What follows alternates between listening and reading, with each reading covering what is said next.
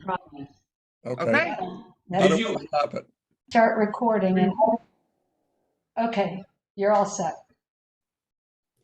This is my New York story. I grew up on Long Island, better known as the Island, an hour away from the city in the tract housing suburb of Massapequa, which Jerry Seinfeld has explained is a Native American word meaning near the mall. I've had a love affair with the city and Brooklyn since I was very young. Although my family only drove through the city on the way to visit my paternal grandparents in New Jersey, when I was small, I sometimes stayed with my other grandmother who lived in Brooklyn, who sometimes took me to ride on the beautiful antique Prospect Park carousel.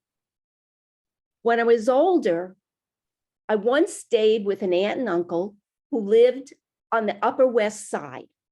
My aunt showed me around Manhattan and took me to Horn and Hardart's Automat, where we put nickels in the slot next to the little windows to get chicken pot pie. By the time I got to high school, I was able to go into the city by myself on the Long Island Railroad to visit art museums, paid for with saved up babysitting money, or go with school groups on a bus to cultural events, paid for by our club selling donuts after school. It's expensive to go into the city. In spite of my infrequent visits, the city was a big part of my personal development and identity. It was only after I moved away and became a visitor to family in the New York area that I got to explore the city more deeply. So I was raised in Rochester, New York, which is upstate New York, which is about as close to New York City as Peoria. It's in a different world. And my first encounter, I had certainly had media involvement, particularly the New York Yankees, but I didn't know anything about New York. My first involvement and knowledge of New York, not the city, but the people, was when I started my freshman year at the University of Buffalo. And I discovered that 75% of the people there, the students, were from the city. And I say the city because that's all they talked about, not New York, the city, like there was only one city in the world. The level of just sheer arrogance was so off-putting to me, being a rube from the upstate. I had my best friend from high school, went to high school, we went to the university together. So both of us were kind of thrown into this New York experience. And another best friend who was from a small town in upstate New York as well. So the three of us as freshmen grew to really hate New York and New Yorkers. Now the fates and gods are vicious. All three of us ended up with girlfriends from Long Island, from Massapequa, who were all classmates. So two of us married our girlfriends from New York. And I will say, and I discovered that New York has some really beautiful women. And not only that, you could say, that I was seduced by New York. So I was also welcomed with open arms and great friendliness by her family. Thank you, John and Barbara. And have been felt part of the family right from the beginning. And I am now a naturalized citizen of New York City, excuse me, of the city.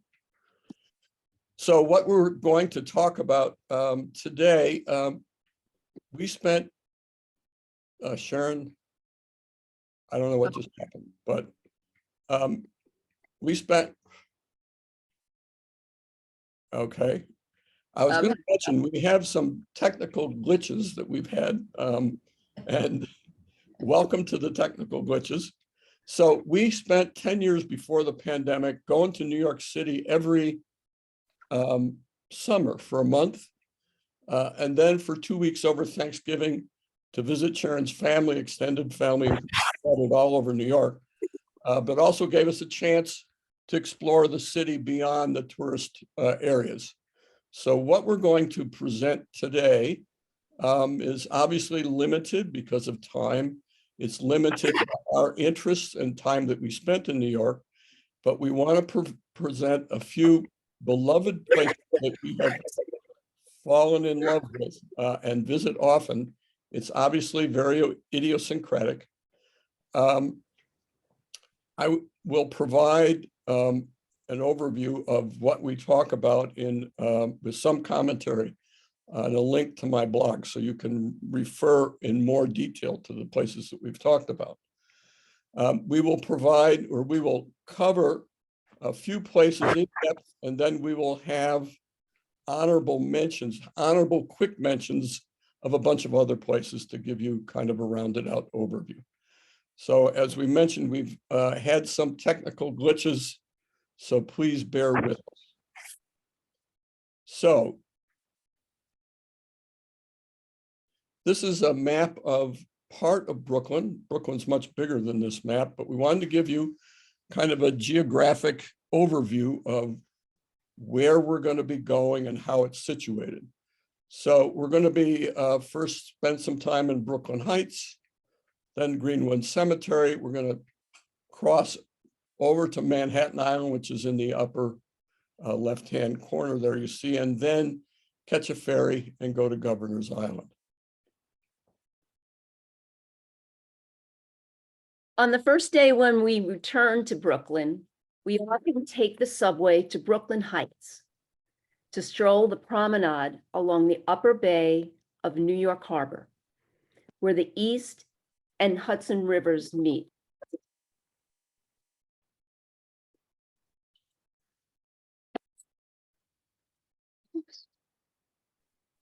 Whoops, sorry. On this path, there are beautiful views of the harbor, the island of Manhattan, Liberty Island, Governor's Island, and across the bay, New Jersey. On Manhattan Island, we can see Battery Park and the New York skyline, including the Empire State Building, City Hall, the new One World Trade Center, nicknamed the Freedom Tower,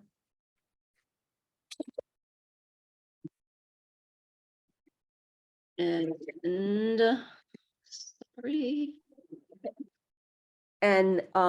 promenade terminates at Brooklyn Bridge Park.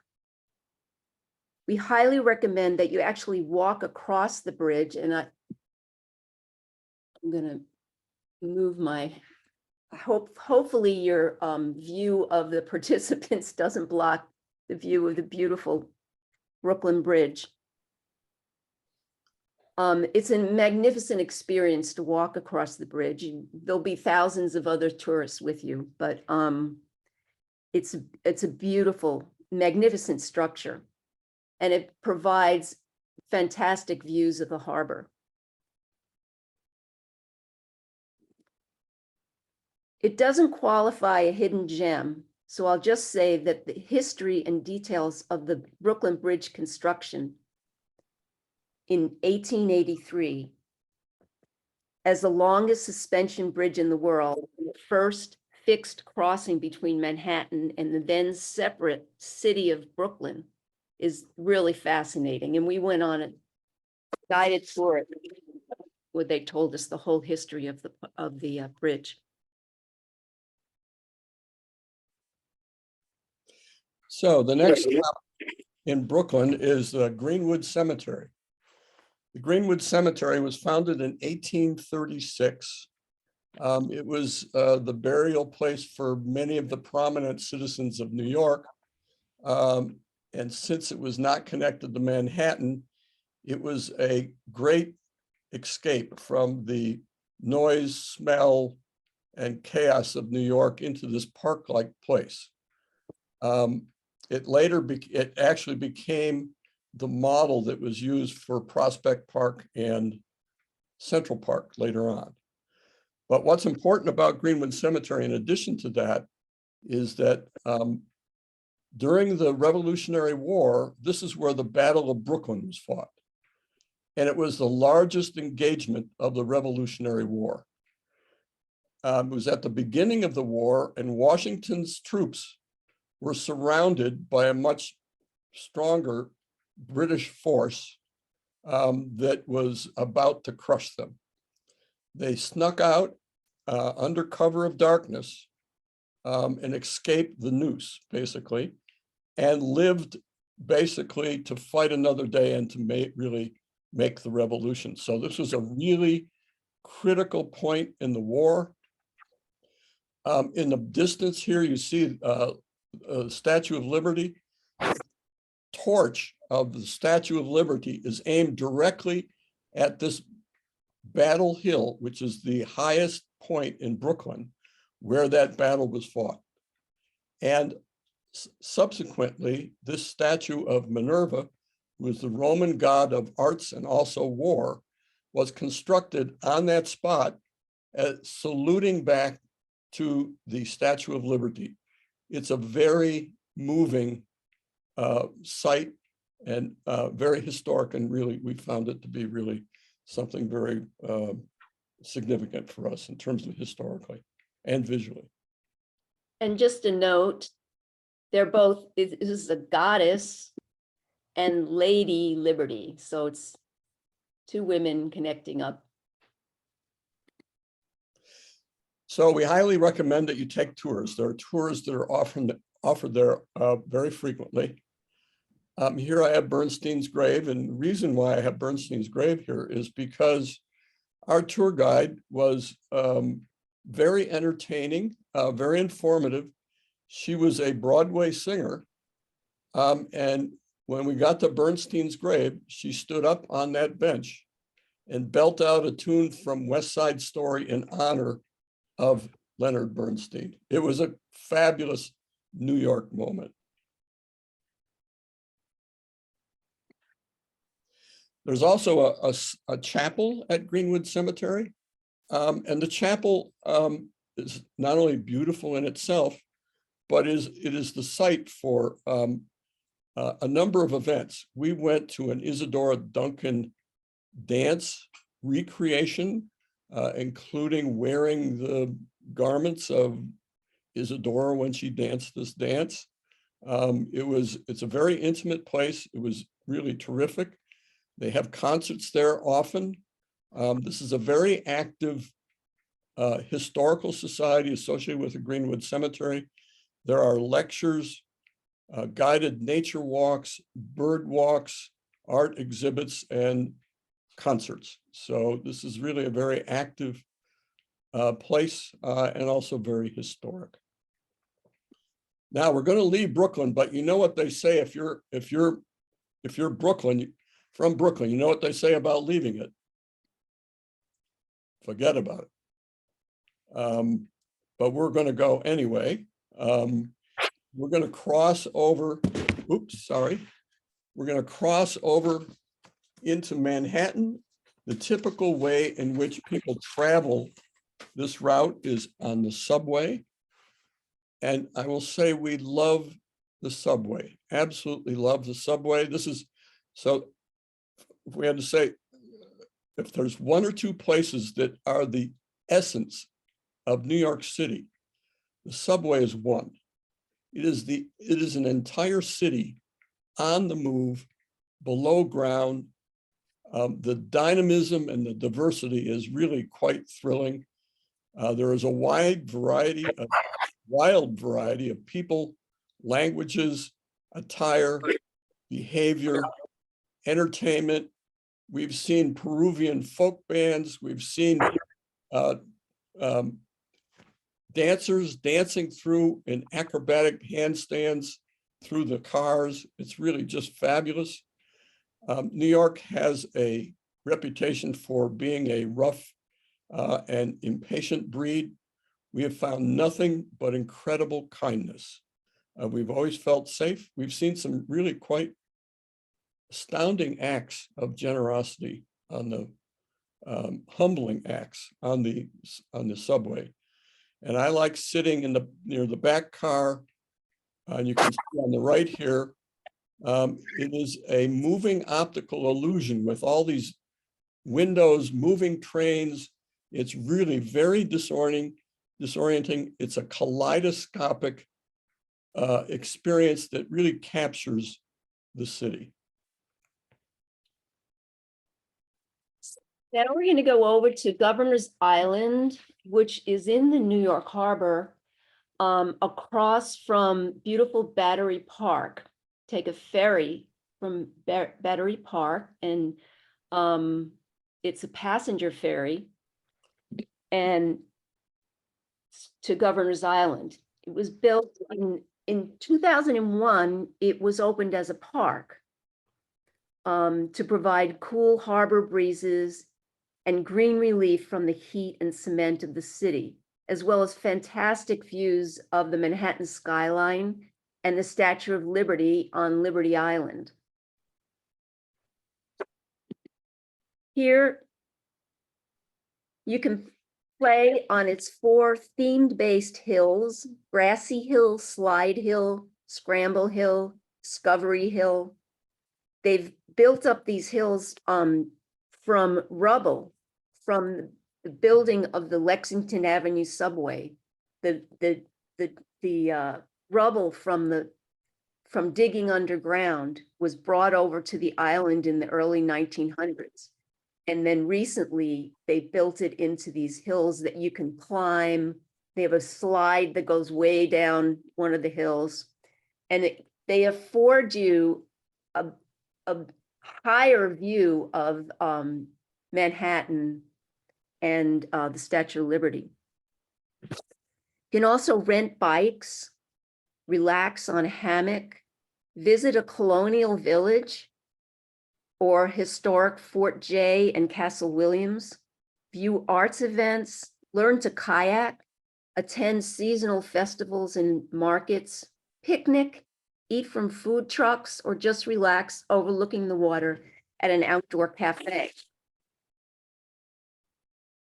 There are 2 National Historic Monuments, Fort Jay and Castle Williams, that were coastal defense fortifications. Or if you prefer to stay longer, you can rent a glamping tent. Glamping is the combination of glamorous and camping. They rent for $150 to $1,200 a night, and they're quite for the wealthy nights. So now we're going to go onto Manhattan. Here's a map, not of all of Manhattan, but the lower and kind of middle upper. And we've highlighted, again, just to give you an idea of the geographic location of where we'll be going. We're going to visit Union Square, the library, and we're also going to take the Q train up to the ending stops of the Q train.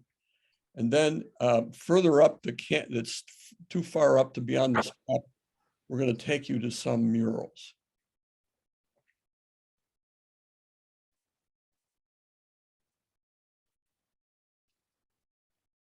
So Sharon, I stopped share. no, you need to keep going on the, you need to keep going. Okay, sorry, guys. Okay. Technical problems. All right. So the other place that I would say is quintessential New York is Union Square. We love Union Square. Every time we go to New York, we make a beeline for New York or for Union Square. So for a variety of reasons, one of them is there's a lot of interesting buskers and people there, including music. Again, we've seen some really wide variety of musicians, classical musicians, folk, and so on. Here you see two, and we actually were there when this guy on the right playing a baby grand piano in Union Square. And we were puzzled about how did he get a baby grand piano to Union Square? It certainly was not on the subway. So, and Sharon remembers, I don't remember this, he was actually given lessons to somebody. So here's somebody with a baby grand giving lessons. That's just part of the kind of scene, and it is a terrific scene.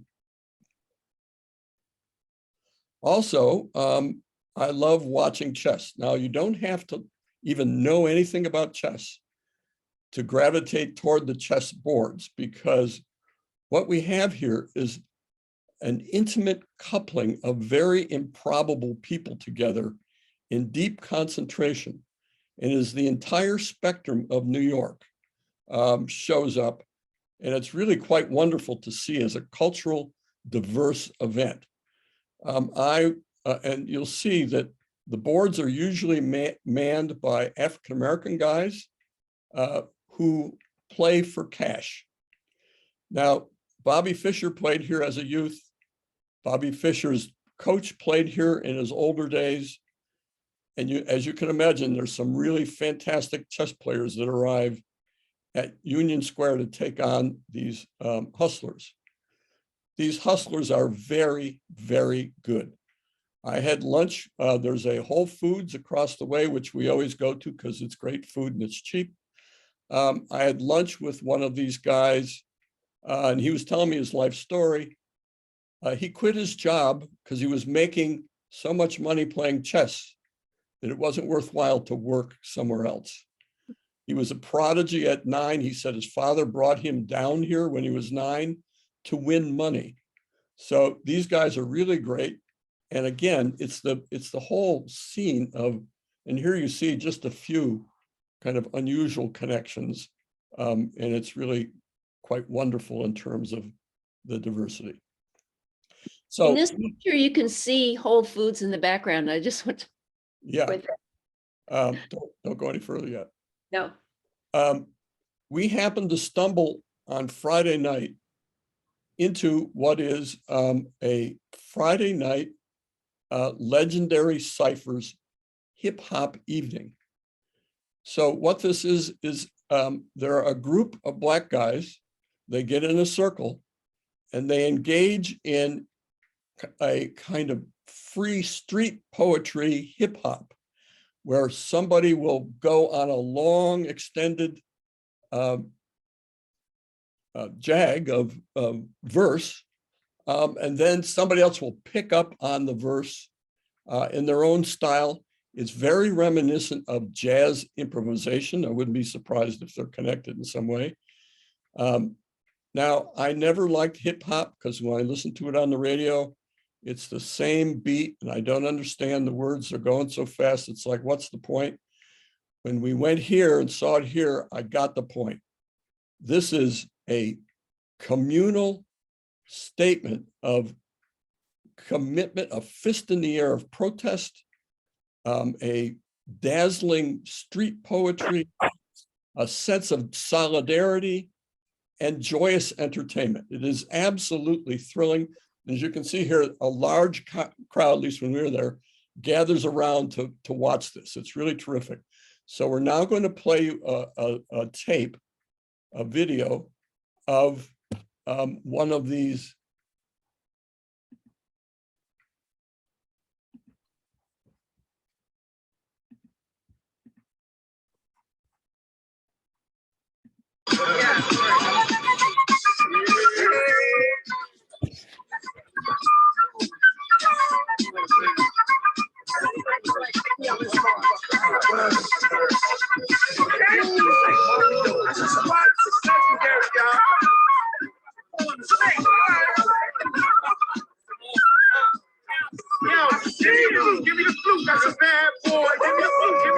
Brian, I don't think they can see it. You can't see it? No. Oh, We could hear it, but we couldn't see the video. All right, okay, how do we make this happen? Because this is really terrific. Did you share screen? I don't know.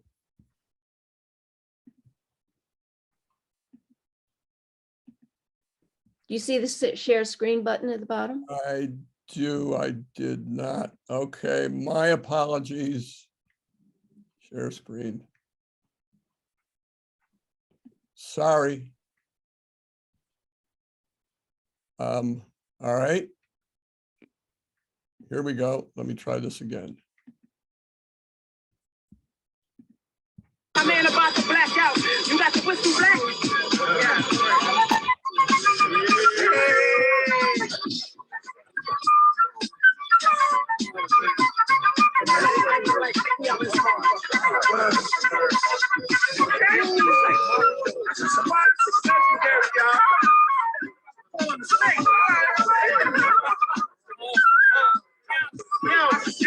Give me the flute, that's a bad boy. Give me the flute, give me the flute, that's a bad boy. Last time you see the flute, flag boy. Better not go ahead and get it, cause you bad boy. Niggas don't even know about it. They looking at me like, yeah, he thought if you, I'm the same dude that back in the circle, chilling with my words spit. Word I spit, and niggas still got the clip. Brooklyn, yeah, that's why I be East New York, motherfucker. Yo, East New York can be militant. My man brung that flute, and he blew that off because he was killing it.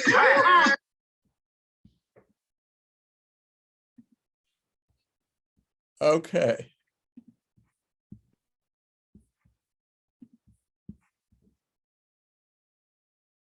So Leave close screen. stop share. Okay. Start share.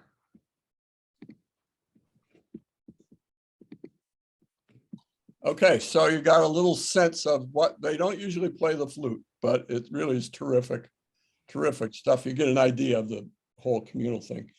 And when we're there in Thanksgiving, they have a holiday market where they have independent artisans and growers and artists and others displaying their wares. And it's really, really great stuff of incredible diversity and variety. And it's also great going there to see the people, and they often have music there as well. So Union Square, really terrific. We highly recommend it.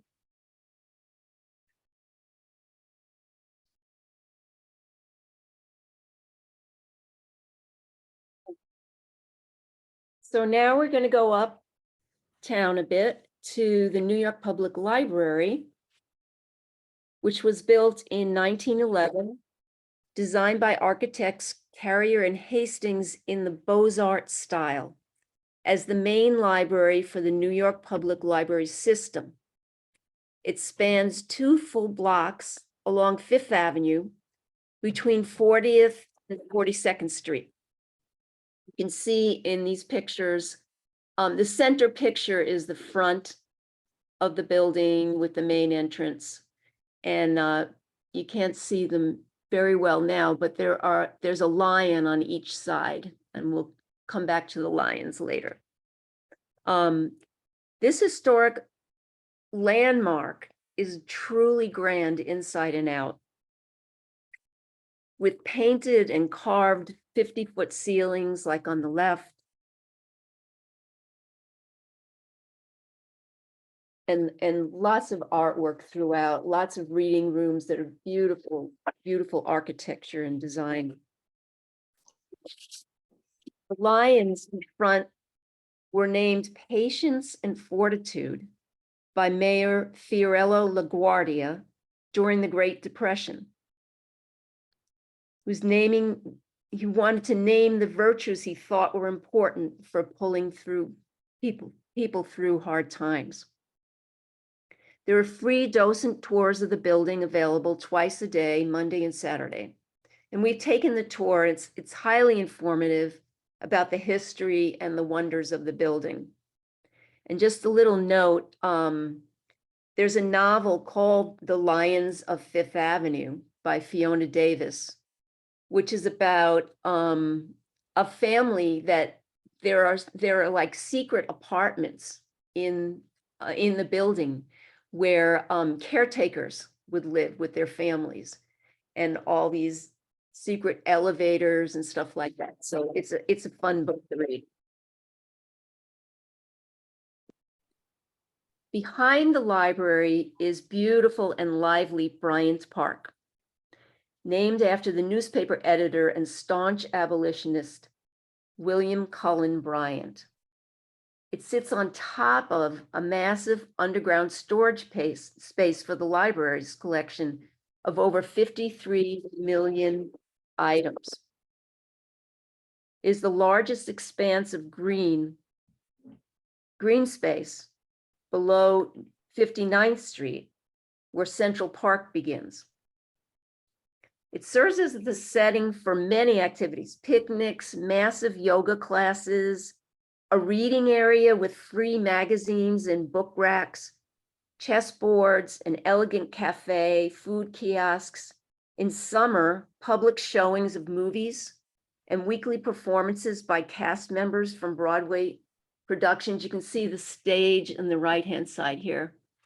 In the winter, a holiday gift market, kind of like Union Square, and an ice skating rink. And I love this picture that I took when I was there.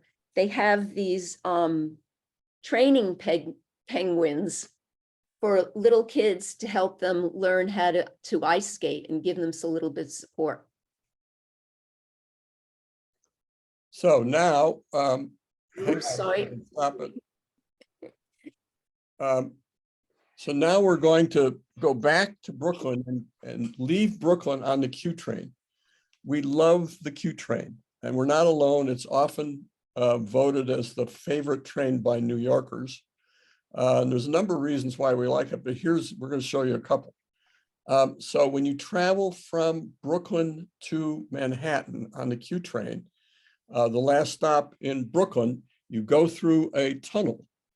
And when you go through the tunnel, we recommend that you sit on the right side of the train next to a window. And when you do, this is what you'll see.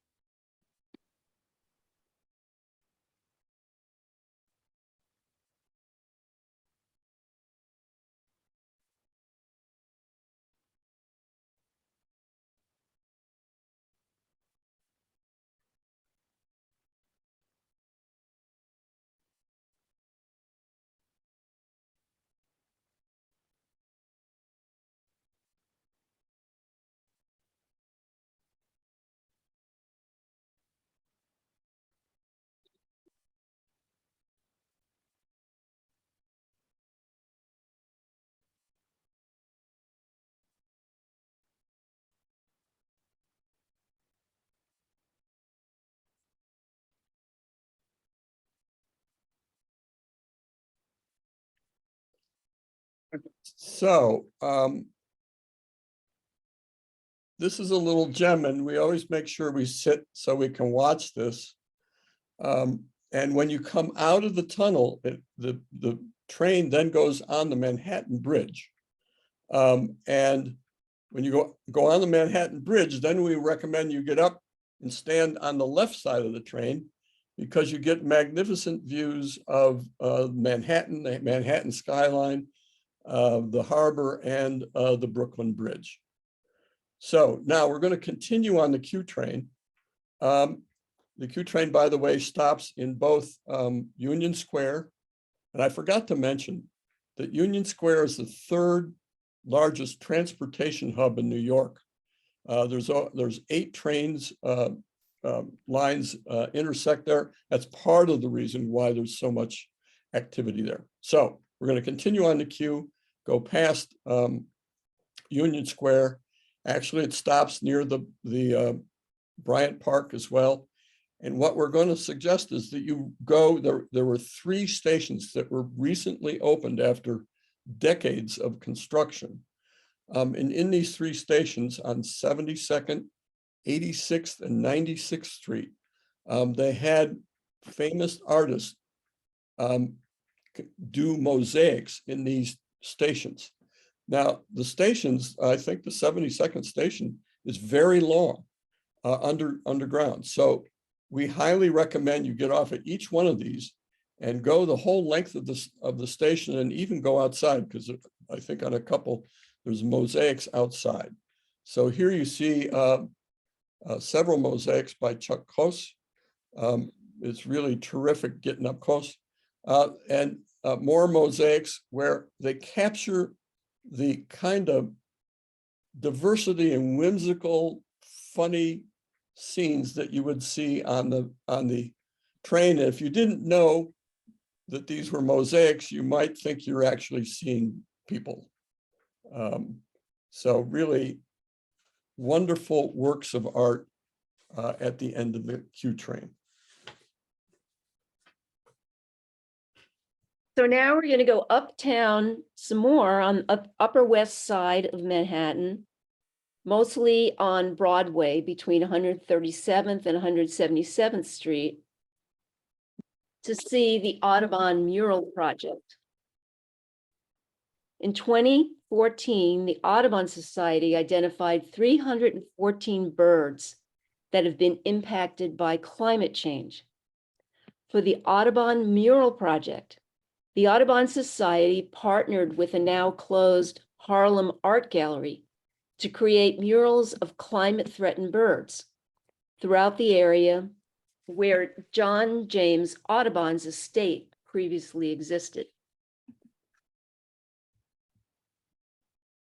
So far, 100 murals with 138 species have been painted on buildings and other structures by a variety of well-known street artists, some of whom are internationally famous and whose work is exhibited in New York City's several street art galleries. They actually have art galleries that show street art. I don't know how they do it. We haven't been there, but they don't sell a whole building.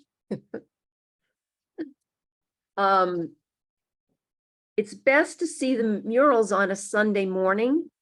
Businesses are closed, and therefore the bird paintings, which are on the roll down security doors, become visible. So on the right-hand side here, the red background, my cursor button, you'll see this is like a garage door that goes over the storefronts when they're closed. And we have here looks like a Canada goose with a New York Yankees hat on, some bling that says "to fly" on it, and gold running shoes. And here's some more of the birds.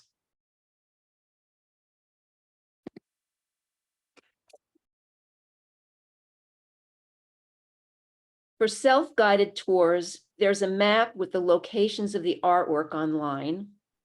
And there's also an in-person Audubon-led tours available one Sunday per month.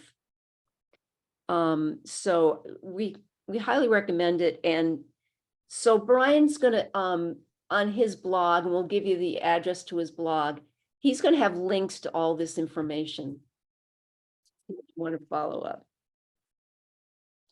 So now we're going to go on a couple day trips out of New York up the Hudson. So the Hudson River is that white line that cuts right through the middle going north. That divides these various counties, Ulster and Dutchess and so on. And the two places we're going to go to is Kaikuk and West Point. So Kaikuk is the John G. Rockefeller Senior Estate that was built by the senior. This is an American Versailles. It is absolutely magnificent. The grounds, the architecture, the setting, as you can see, it overlooks the Hudson River. There's a collection of modern sculpture that is dazzling. And it's set in a way to set off both the landscape and the sculptures. Here we have just three. There are, I don't know how many, but I mean, I don't know, 30, very many of them, and they're all terrific and they're all unusual and greatly placed. They also have ponds with like ornamental brass frogs and other kinds of creatures. You need to look closely. They have terraced gardens. It's really magnificent. The outside is magnificent. The inside is also quite magnificent. We don't have a picture here of it, but the inside is filled with Chinese and European ceramics, fine furnishings, very aesthetic, decorative arrangements. There is a antique car museum in the basement and a tack room with incredibly embroidered horse saddles and related material. So, and in the basement, which is what you see here, the basement is filled with artwork by modern artists. And here you see tapestries. They're the only tapestries made by Picasso. So this is really a spectacular place inside and out, from the artwork inside and the furniture and the ceramics, to the outside, which is just magnificent. You can only go on a tour.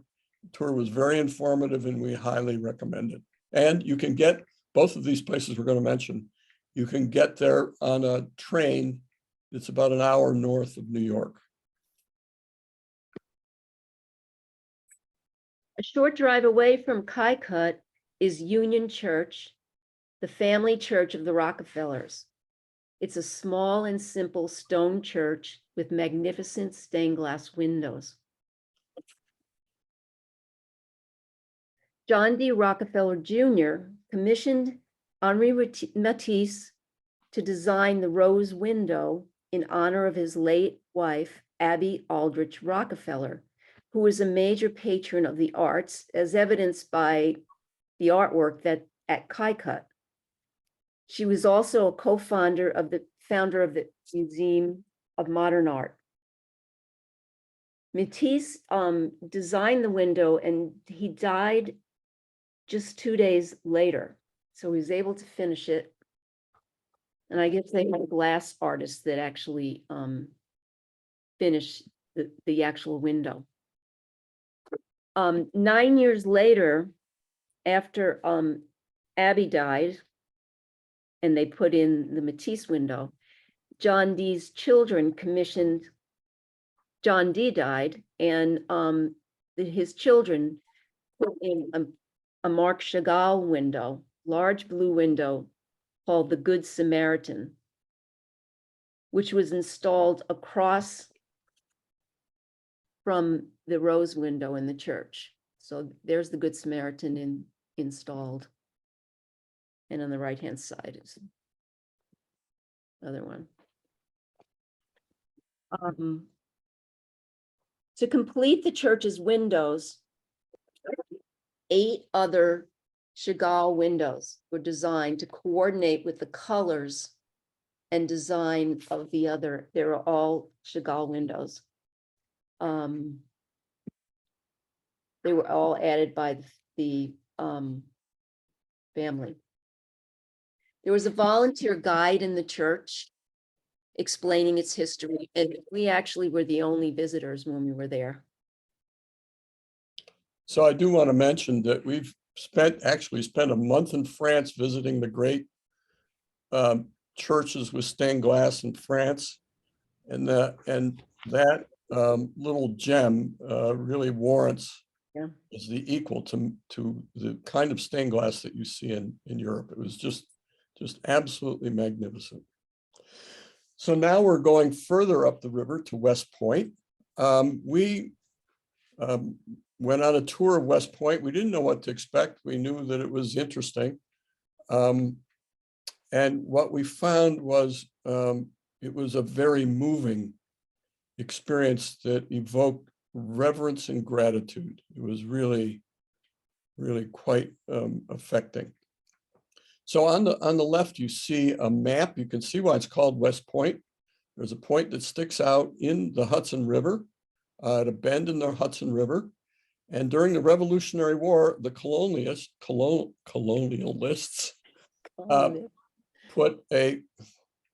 put a great chain across the river to prevent the British ships from going up and down the river. So it was a very strategically important and tactically important military base that subsequently became the school and training ground for Army cadets.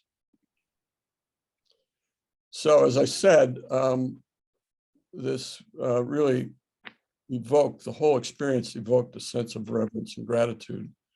And everywhere we went, it was infused with the sense of honor, duty, and sacrifice. It was really quite moving. On the left here, you see the chapel that was quite stunning. And we don't have a lot of time, so I'll skip that. But the grave site, I think, was for us the most affecting, because here you see one of them. There was a section where soldiers who had recently died, and these are men and women, on simple gravestones, they had a brief bio of their remarkable lives.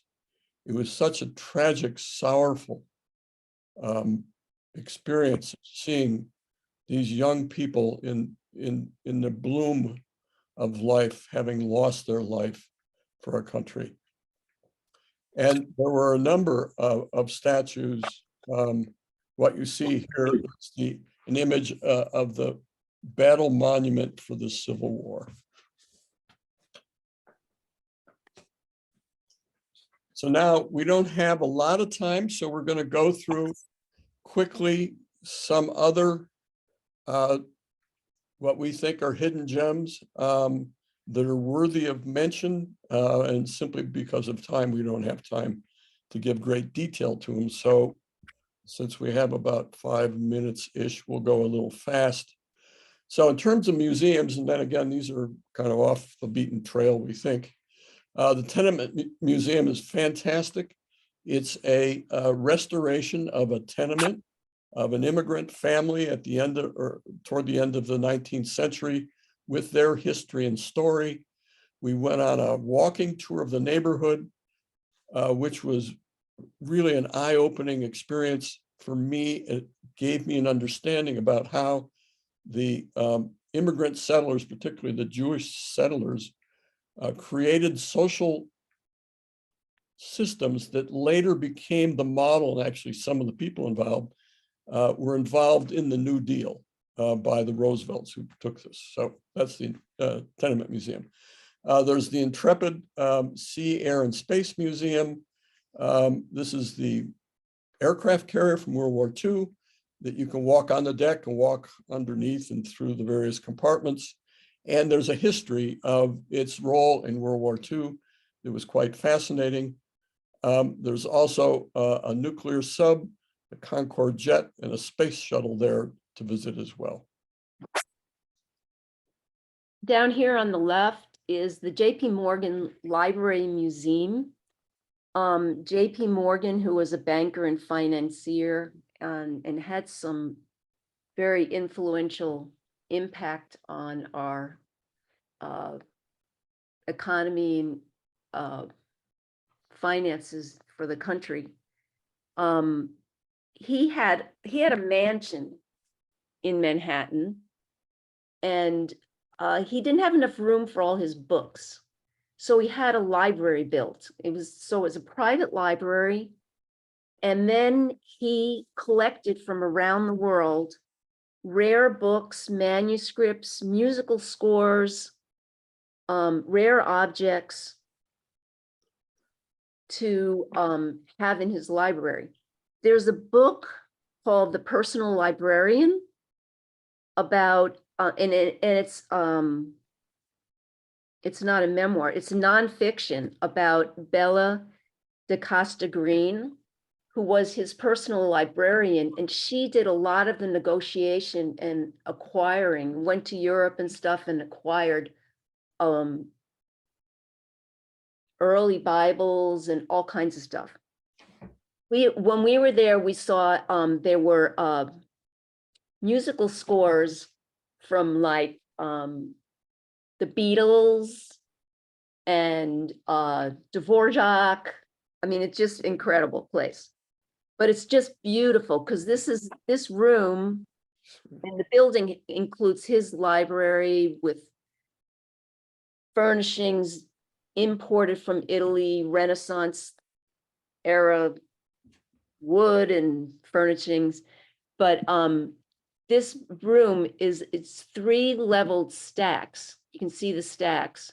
And there's a hidden spiral staircase behind one of these door frames. So you can get up to the upper levels of the stacks. On Friday nights, they have a cafe and music. They have a cafe all the time, but they have music. It's just a wonderful place. So also the cloisters, which is part of the Met, is in the cloisters is a part of a medieval church. And here you see a chapel from a medieval church with the beautiful stained glass. And this is a small kind of almost pocket museum of medieval art and architecture at the very top upper east side of New York. It's really a wonderful place that's worth a visit. Just another note about the Morgan Library. It's now public. When he died, it was given to the public. The Highline Trail is a public park with nature, artwork, and views, sometimes into people's houses, their apartments. That was built on an old and overgrown elevated train line above the streets of Manhattan. It runs from Greenwich Village to 30th Street. And it's a wonderful place to take a walk, and they've got it planted with a lot of native plants. And it's a different view on the city. So speaking of a different view, we would also recommend the Circle boat tour of Manhattan. We went with our dear friends, Barbara and John. And this is a boat tour that sails around Manhattan. And so you get some really unique views of Manhattan with narrative about what it is you're seeing, the history of New York, and so on. It's really a very different take on New York. Also, go back. I can't find my cursor. Okay. So another place who's buried in Grant's tomb, Grant, I consider— And his wife. And his wife, yes, thank you. And I consider Grant one of the 4 or 5 greatest Americans. And the tomb is worthy of his contributions, by the way, paid for by public donations, including school children. It's really a magnificent structure. And when we were there, hardly anybody's there. Also, the Riverside Church, which is a historic church along the Upper West Side.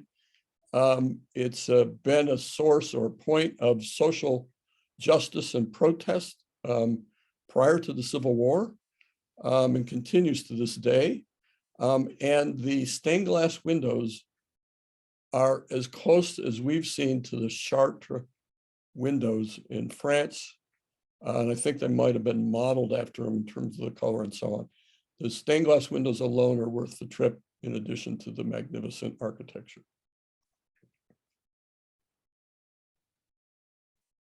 This is the Oculus. It's a transportation center. It's located back of this.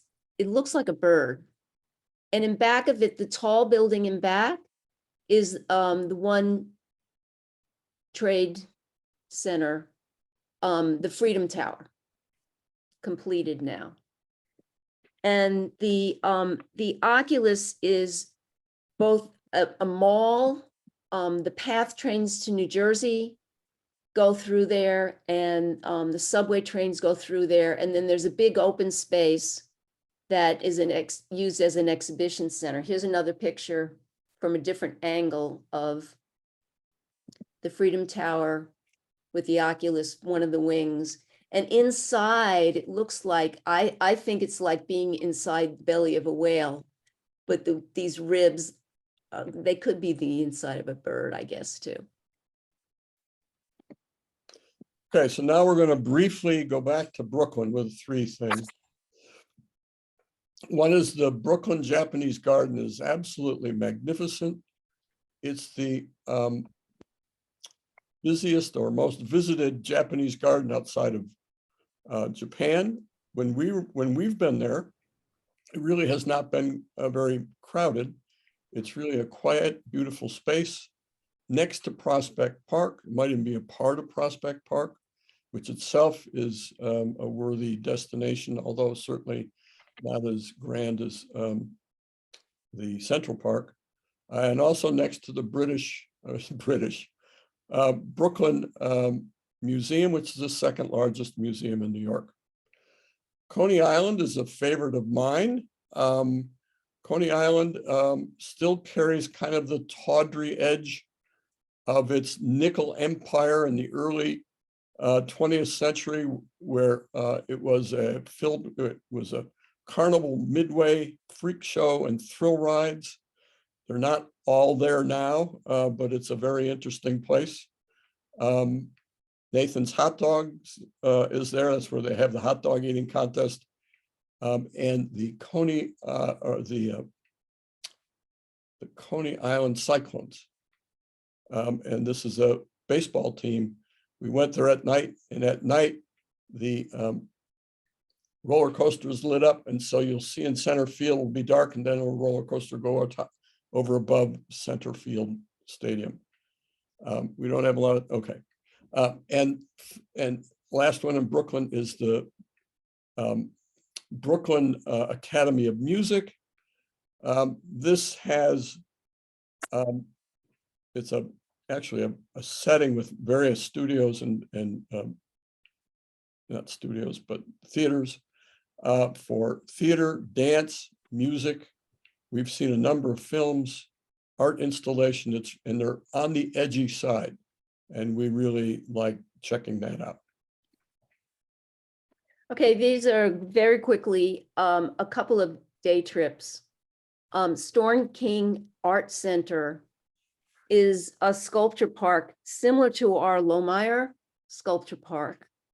And it's in Cornwall, New York. It's near West Point. The Roosevelt estate at Hyde Park. And it's just, you get it. There's Eleanor and Franklin sitting at a little table outside. And you go on a tour there and you get the whole history of his and her lives, and the contributions that they've made to our country. I was going to say something else about that, but I forget. And this is a view of the Hudson River train. You can take Metro North Railroad, Hudson Line, goes up to Poughkeepsie, New York. It goes as far as Poughkeepsie, New York. It goes all along the Hudson River, and it's a beautiful, beautiful trip. It goes by West Point and various other places. And it starts in Grand Central Station and ends in Poughkeepsie. You can get off and turn around wherever you want.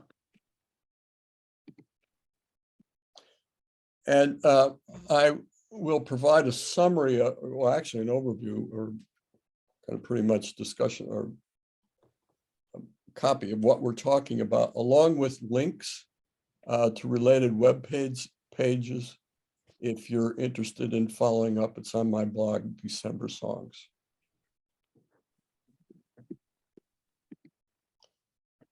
So we'd like to thank you all for spending your Friday with us. We hope you enjoyed the trip to New York. And we look forward to your comments, questions, and suggestions about. First, I think we should thank you. Thank you so much. Yeah, it was great. That was terrific. Yes. Certainly Yeah. showed us parts of New York that most of us have not seen, although your relatives who are on here, they may know all about it, Yes, they do. but the rest of us don't. But I'm glad you offered to take questions, so I think people can unmute themselves. If you have a question, go ahead and ask.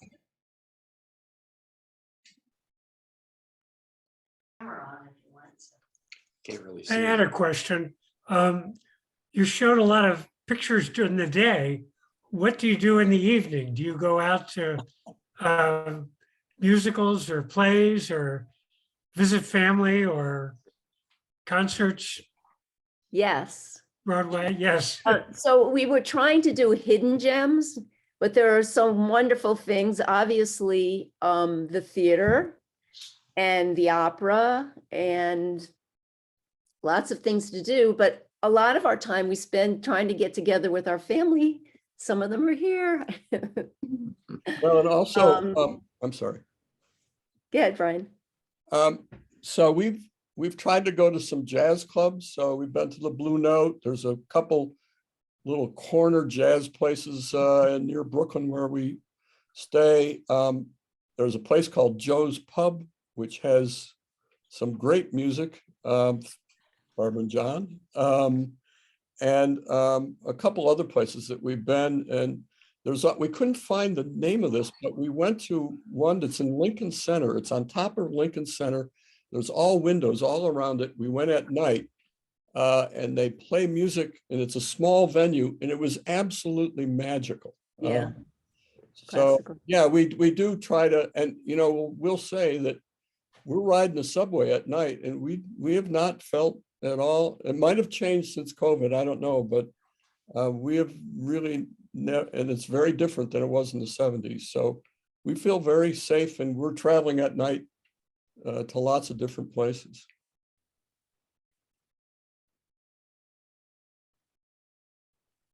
But we're in bed early, by the way. Yeah, that's another thing. It's exhausting having fun. Yeah, one of the things is that even though we live in New York City, we always get a clue from Sharon and Brian from St. Louis, so we know where to go. That's because we're on vacation when we're there. And until very recently, you were working. But we went all those places where we lots of times we went to them after you went. They gave us a clue. We followed on your coattails. Yeah. Somebody has a question. Paula Gallant says, when is the best time of year to go to New York if you want a comfortable, walkable weather? Well, we have only gone over Thanksgiving and over the summer. The summer is probably not the best time. I think John and Barbara would be better able to answer that than us. Well, I like all the seasons in New York, but the fall is very nice because it's crisp and it's not too cold. I love the winter. I love Central Park with the snow. The spring is lovely. The trees are starting to get their leaves. They have beautiful flowers blooming. Spring or fall, probably for most people. Winter for someone like me. Summer is nice. You can deal with the heat. There's places to stop and rest. Central Park is beautiful. You can sit under a shady tree. Yeah, the worst part of summer is being down in the subway because it gets very hot down there. There's no air circulation. There There's is another, there is in the cars, but not. oh, in the station. Yeah. Another question in the chat about what does a concert cost now at Lincoln Center? Years ago, I spent $500 for 2 tickets. What do you spend now? Depends on what you're going to. I'm sorry. Depends on what you're going to see. Certainly opera will cost you something like that. We haven't gone to other concerts other than opera. We haven't been to the symphony. We've gone to Carnegie Hall, and it wasn't that expensive, but Barbara and John would know better than us. No, we've never spent that kind of money, and we've gone to the opera and you can get cheaper tickets, and we've gone to events, ballet and the symphony, and, you know, most of the theaters are, you know, if you have, even if you don't have the seats, you still have the good acoustics and. Yeah. The theaters are actually quite small. It's Yeah, the surprising. Broadway theaters are small. And most of them, they're not like going to the Fox here. Right. As long as you're not Um, going to see Hamilton, you're good. No, but you got to go see Hamilton. If you're rich. We got the first season that Hamilton was out, we read about it in the New York Times, and we immediately bought tickets for Thanksgiving. And we got the last row or the next to last row for the bargain price of $99 a piece. And that was a bargain.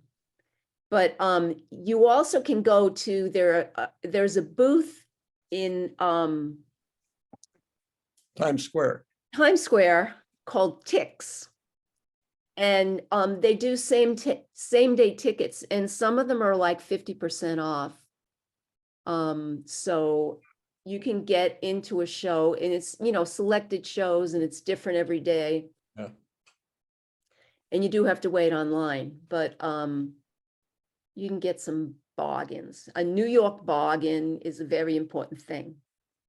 Yeah, and Bev is saying that she saw La Traviata. It was spectacular, and yeah, we've seen the opera is expensive, but you can get tickets for less than that. But the seats, it's a big place, and if you don't pay a lot of money, you're really far away.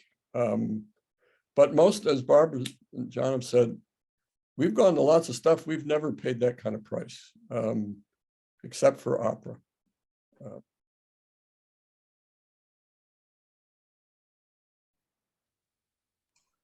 Do you hear a lot of languages spoken when you're Oh, walking yeah. around? Unbelievable. One of the thrills of going to New York, and we go to oftentimes Penn Station area and walk around there, and you see the entire world on the sidewalk, dress, colors, language, people. This is what's so thrilling about it. It's like the press of the world walking down the street. And for me, that's almost the most thrilling part of being there, is just being there. And yes, indeed. And I think Queens has something like, I don't know, 150 different language groups that are there. I mean, it's enormous number, and they're on the streets, so you can't avoid it. They're in the subway, and I showed you, where we showed you the couplings that occur in chess. You see that on the subway all the time. Just unbelievable range of people, and it's just fabulous. And really for me and for us, this is very historically and culturally unusual to have this kind of, and I know this is not an appropriate word nowadays, but melting pot. This is a statement about what our values and commitment are to who we should be. And it's right there on the streets, and it's thrilling to see this kind of diversity. And that's why I talked about both the subways and Union Square. For me, this is where you absolutely, it's just. It's not a hidden gem, but this going to the Statue of Liberty is an incredibly moving experience. You go on a boat, and right nearby is Ellis Island, where so many immigrants came in by boat. That's another experience. We didn't do, the last time we didn't do that, but in the past we have gone to both. And on the boat, there's people speaking all different languages. And you get off the boat to this magnificent statue, and they have a fantastic museum there. It was really moving to think of this beautiful idea of opening our arms to other countries, other peoples, which is very sad right now, but it So- was great. I do want to mention a couple things that I didn't, because we didn't have a lot of time, but so Coney Island, I did want to mention, this is a place also that historically has been where immigrants went. And it has that feel still. There's a big Russian community down there and several others. And in terms of the quirkiness of the place, this is where Nathan's famous hot dog stand is, which, by the way, I love Nathan's hot dogs. And they have the hot dog eating contest, and they have people there that go with hats with hot dogs on top. And when we're there, we get a Brooklyn Free Community newspaper. And one time they had an article, this really captures it, an article about the smallest penis contest held in Coney Island. And they had a picture of the winner smiling, and I think they gave him a diaper. And it was like, man, this doesn't happen in most places. I'm sorry, and Coney Island is the appropriate place for something like the smallest penis contest to happen. And this is the kind of stuff that I just find fun, hilarious, fantastic. The whole human condition is laid out there with just great fun and verve. So in St. Louis, we see a lot of homeless and begging all over the place. That wouldn't be a hidden gem, but were you seeing that in New York? We probably spend our time in more privileged places because we're seeing sites, we're there for a short time. It exists. I mean, Brian, what do you think? Well, Barbara and John would know better, but I don't have an image of hordes of homeless people in the places that we go to. I would say that, well, you're going to find people who are homeless asking for money wherever you go. You walk down 6th Avenue, you walk down 7th Avenue, you experience these people. But if you took the time out to really get to know them, you could actually take one of them to lunch with you, have a drink with them, non-alcoholic, because some of these people are hooked on alcohol and they're on programs and stuff. So they don't want alcohol, but they would like a sandwich or something like that. And I spent some time with these people over the last, I don't know, few years. I just sit randomly and meet them, and it'd be surprising what stories these people have to tell and how their lives are. And you share a little bit about yourself, but mostly I do a lot of listening. And you'd be surprised. It's kind of like goes along with what Brian was saying about the melting pot and what these humans have to say about their lives. You would be surprised that you'd be interested in it. So that was my experience anyway with them. But I'm not saying that some of them aren't dangerous. You can go in New York City and you can tell somebody who you just have to stay away from. Yep. They're talking to themselves. They're acting out, and you just go to the other side of the street if you see people like that. Yep. You've seen it, Brian, right? You've seen people like that. Yeah. And just in this, Bev is asking, is the Rockefeller Estate a museum? Yes, it's a public museum. And just, I want to go to pick up on what you're saying, John. I mentioned these incredible acts of kindness. So we saw an elderly woman, kind of disheveled. She looked homeless. She was muttering to herself.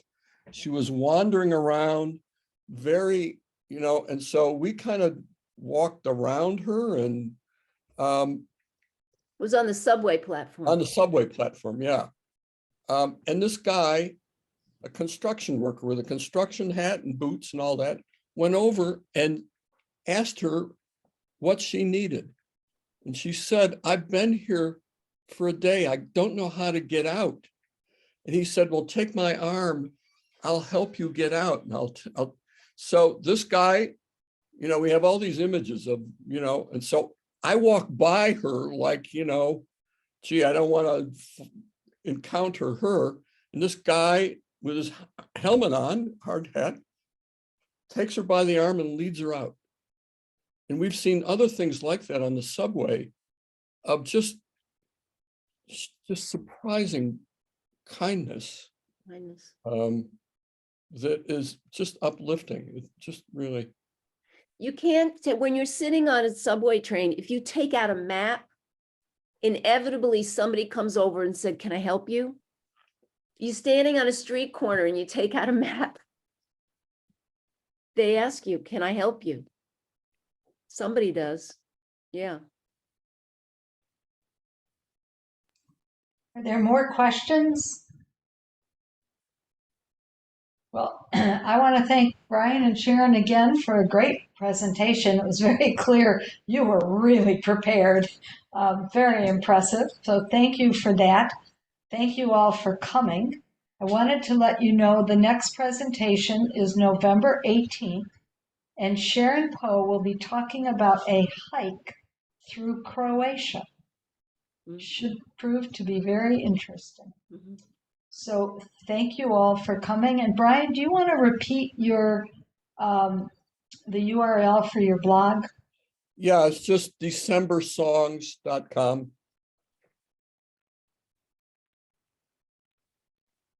Decembersongs.com. No space. Okay. And All let me right. say hi. Hi, Tony. Yeah. My brother came on late, Katie, got it, Katie. all the way from Santa Barbara.